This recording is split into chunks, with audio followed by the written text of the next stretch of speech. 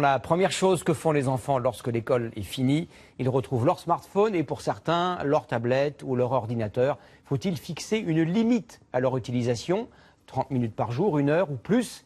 Édicter des règles n'est pas facile, c'est ce qu'ont constaté Quentin Fichet et Olivier Crestas. C'est le 3e volet de notre série Moi, parent, consacré ce soir, vous l'avez compris, aux écrans.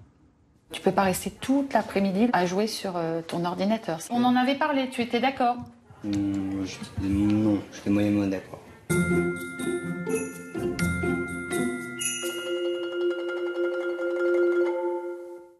L'ordinateur, le portable, sujet de négociations fréquents entre Isabelle et son fils de 13 ans.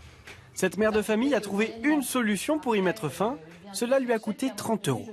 J'ai installé une application qui est paramétrable. On peut mettre un temps. Moi, je lui ai accordé 90 minutes par jour et ça se coupe au bout de 90 minutes. Donc, pas de négociation. J'ai pas besoin de venir 3 fois dans sa chambre pour lui demander quoi que ce soit. Chaque semaine, elle reçoit un mail indiquant les sites consultés, les durées et les heures de connexion de l'adolescent. Sur son smartphone, Antoine est libre. Il joue, visionne des vidéos d'humoristes dans le temps imparti. 1h30, moi, si je pouvais avoir plus, bien évidemment, je prendrais plus. Mais ça me dérange pas tant que ça. Ici, les règles sont claires. Téléphone interdit à partir de 21h30. Ordinateur autorisé uniquement le mercredi et le week-end. Dans la chambre d'à côté, Alix, 10 ans, en profite. Nous sommes mercredi, seul jour où elle peut jouer sur sa console.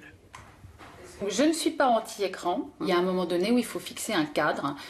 Les 8-18 ans passent en moyenne 4h30 sur ces écrans chaque jour. Mais avant de leur imposer des règles, il faut comprendre de quoi l'on parle. Ce que je conseille aux parents, c'est de faire l'effort, par exemple, d'aller sur un réseau social, de s'ouvrir un compte pour intégrer cet univers du numérique et avoir un peu le vocabulaire d'échange avec son enfant. Mieux connaître donc, pour mieux encadrer, l'éducation numérique s'avère délicate car les enfants, dans ce domaine, ont souvent une longueur d'avance.